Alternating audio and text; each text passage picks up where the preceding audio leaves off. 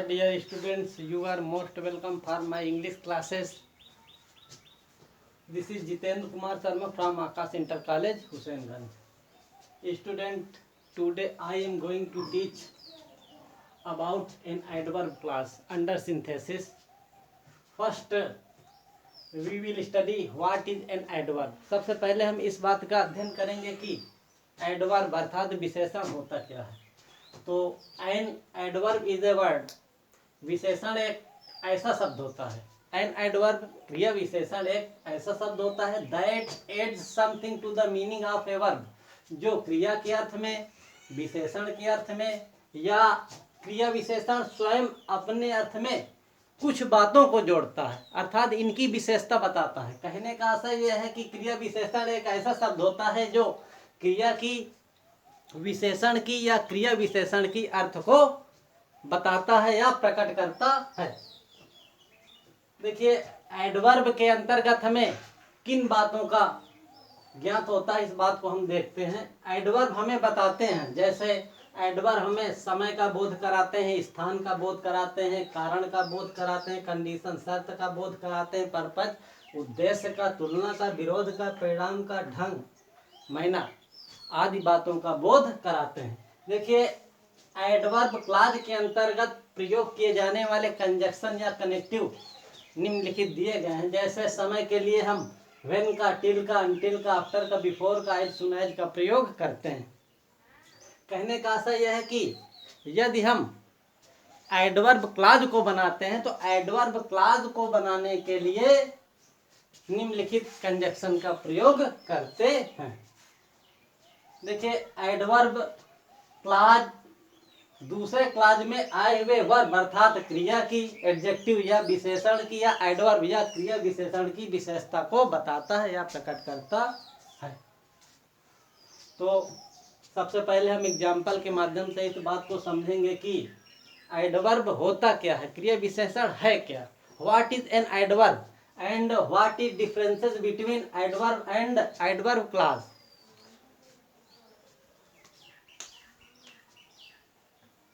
जैसे for example, you में seat everywhere. Example के लिए यू में सिट एवरीवेयर, तुम कहीं पर भी बैठ सकते हो. तो ये हमारी क्या हुई, एडवर्ब किसकी विशेषता को बता रहा है, सिट की विशेषता को बता रहा था. तुम बैठ सकते हो, कहीं भी बैठ सकते हो. नेक्स्ट हमारा यू में सिट एट एनी प्लेस. ये हमारा क्या हुआ, यू में सिट, तुम बैठ सकते हो एट एनी प्लेस, किसी भी स्थान को. देखिए, भी हमारा क्या है, एडवर्ब है. ये एडवर्ब के अंतर्गत एडवर्ब फ्रेज है. अर्थात फ्रेज क्या होता है, फ्रेज दो या दो से अधिक वाक्यों का एक ऐसा समूह होता है जो एक निश्चित अर्थ को प्रकट करते हैं. जैसे एनीवेयर अपना अर्थ प्रकट करने में स्वयं से पूर्ण है और ये तीन शब्द मिला करके एक अर्थ को स्पष्ट करते हैं. तो अर्थात जब एक से अधिक वाक्य होते हैं और एक निश्चित भाव को प्रदर्शित करते हैं अपने समूह में, तो वही हमारी फ्रेज होती है. नेक्स्ट हमारा, अब हम इस बात को समझेंगे कि एडवर्ब क्लॉज क्या है. ये तो हमारे हुए एडवर्ब, ये हमारा है एडवर्ब, ये हमारा एडवर्ब फ्रेज है और हमारी एडवर्ब क्लॉज क्या है, हम इस बात को समझेंगे. क्लॉज क्या होती है, क्लॉज के विषय में आपको पता होगा कि क्लॉज एक बड़े जुमले के अंदर एक छोटा सा जुमला होता है. कहने का आशय ये है कि क्लॉज जो है एक बड़े वाक्यांश का एक ऐसा छोटा वाक्य होता है जिसकी स्वयं अपनी सब्जेक्ट होती है और प्रेडिकेट होती है.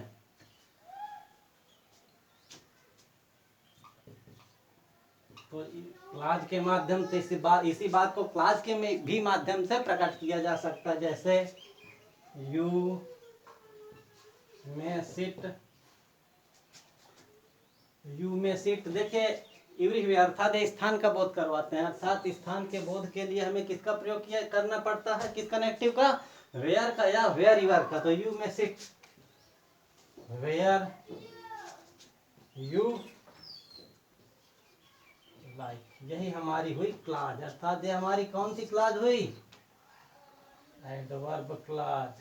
क्लाज हुआ अर्थात क्रिया की विशेषता बताने वाला एक क्लाज, अर्थात एक नया वाक्यांश जिसका अपना सब्जेक्ट है और प्रेडिकेट है। तो वाक्यांश हमारे यहाँ पर तीन है, तीनों का भाव एक है। यू में सिट एवरीवेयर, तुम कहीं पर भी बैठ सकते हो। यू में सिट एट एनी प्लेस, तुम किसी भी स्थान पर बैठ सकते हो। और हम इसको क्लाज के माध्यम से इस प्रकार से भी कह सकते हैं कि यू में सिट, तुम बैठ सकते हो वेयर यू लाइक, जहां तुम चाहो, अर्थात जहां आप पसंद करो। नेक्स्ट हमारा है जैसे she return,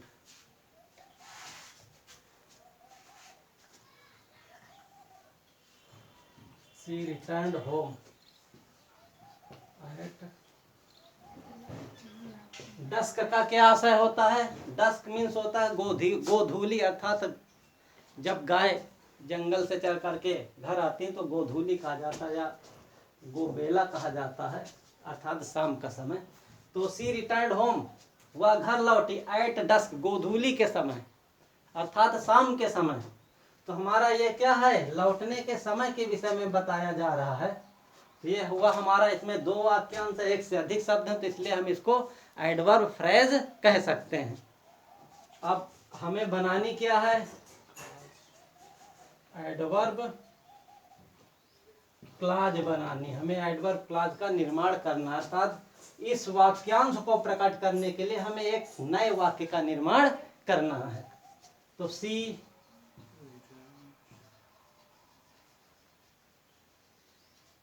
returned home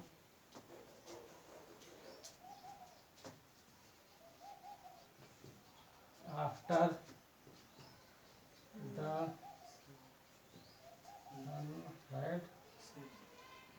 C returned home, वह घर लौटी after the sun had set, अर्थात सूर्य अस्त होने के बाद, अर्थात गोधूली के समय, अर्थात शाम के समय। जब सूर्य अस्त होता है तो शाम का समय होता है, तो शाम के समय घर वापस लौटी।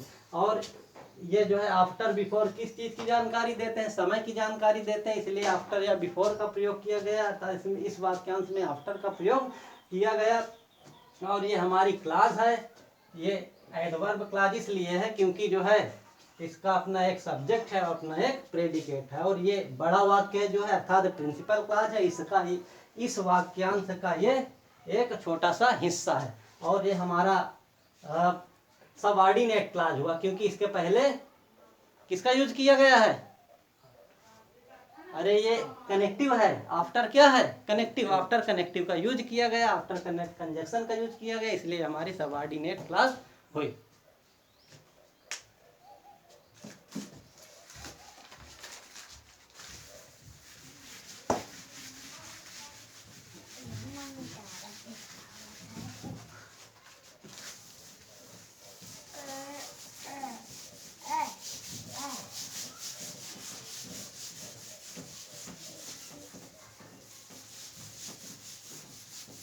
और हम निम्नलिखित वाक्यों के माध्यम से भी इसको समझ सकते हैं, जैसे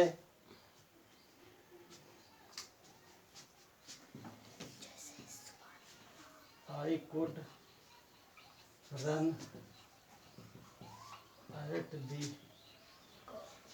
as of 2, I could run, मैं दौड़ सकता था, एट द एज ऑफ 2, अर्थात 2 वर्ष की उम्र में मैं दौड़ सकता था।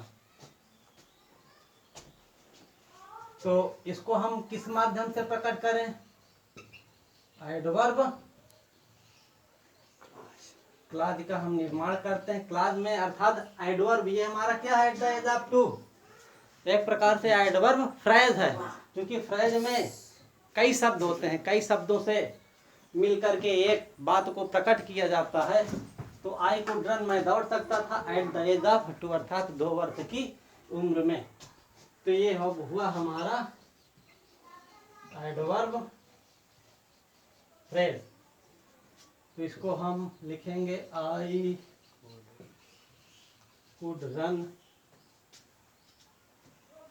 अब इसमें समय का बोध कराया जा रहा, तो समय का बोध कराने के लिए when I was 2 years old, कहने का आशय कि आई कुड रन, मैं दौड़ सकता था, when I was 2 years old, जब मैं 2 वर्ष का था। तो ये व्हेन हमारा कनेक्टिव है और इसका एक सब्जेक्ट है और ये हमारा प्रेडिकेट हुआ। तो हमारी हुई सबऑर्डिनेट क्लास। और किसकी विशेषता बताया जा रहा है इसमें, इस एडवर्ब की विशेषता, एडवर्ब फ्रेज की विशेषता बताई जा रही है, इसलिए हमारी ये हुई एडवर्ब क्लास। किसके द्वारा विशेषता बताई जा रही है, एक बड़े वाक्य के एक छोटे वाक्य के द्वारा, अर्थात ये बड़ा वाक्यांश हमारा हुआ और इसका यह आई वाज 2 years उपवाक्यांश अर्थात एक क्लास है। तो इस प्रकार से नेक्स्ट हमारा एग्जाम्पल है, आई शैल रिमेन हियर। जैसे हमारा ये सेंटेंस है, अब हमें इसे बनाना क्या है, एडवर्ब। रंजीत क्या बनाना है, क्लास। एडवर्ब क्लाज बनाना है। क्लाज क्या है, क्लाज एक सेंटेंस का उपवाक्य होता है, अर्थात छोटा वाक्यांश होता है जिसका अपना एक सब्जेक्ट होता है और अपना प्रेडिकेट होता है। अर्थात ये हमारा अभी सेंटेंस है, तो एक सेंटेंस और निर्माण करना है जो इसी सेंटेंस में इन्वॉल्व हो जाए, किसकी सहायता के साथ, निम्नलिखित कंजक्शन की सहायता के साथ। तो यही हमारा होगा क्लास। जैसे आई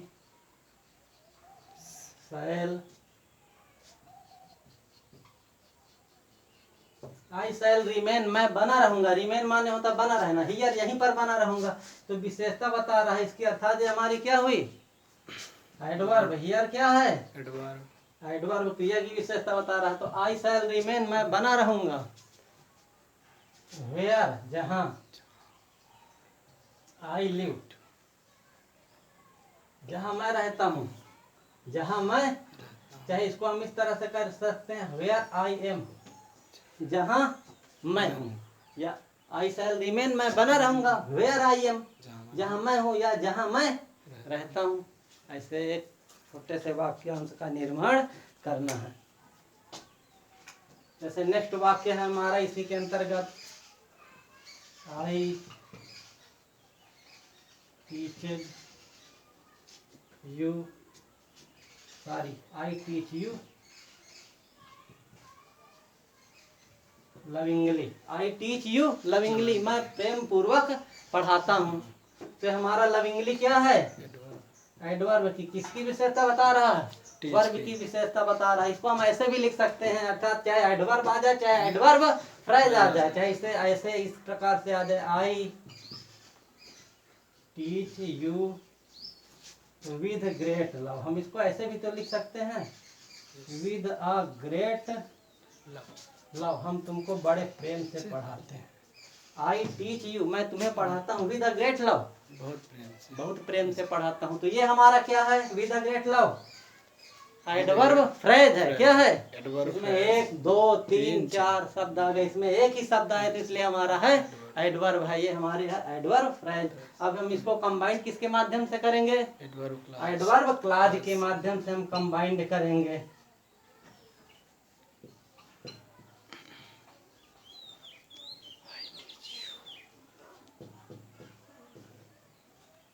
जैसे आई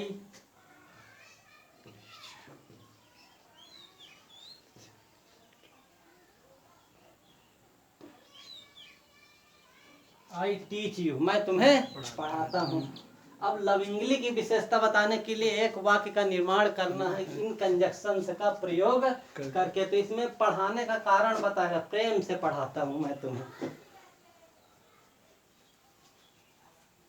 आई टीच यू, मैं पढ़ाता हूँ, बिकॉज, इसमें कारण बताया जा रहा है क्योंकि मैं पढ़ाना पसंद करता हूँ। I teach you because I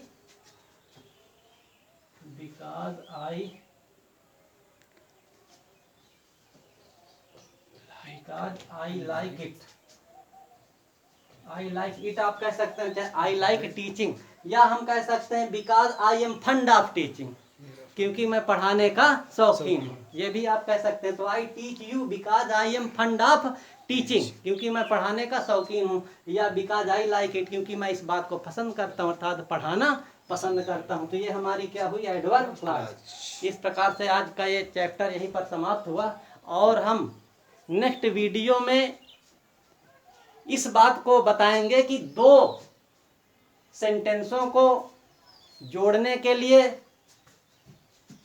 विभिन्न प्रकार के कंजक्शन का प्रयोग कैसे करें। कहने का है कि how to add two sentences by adverb clause. Watch it in next video. That's all.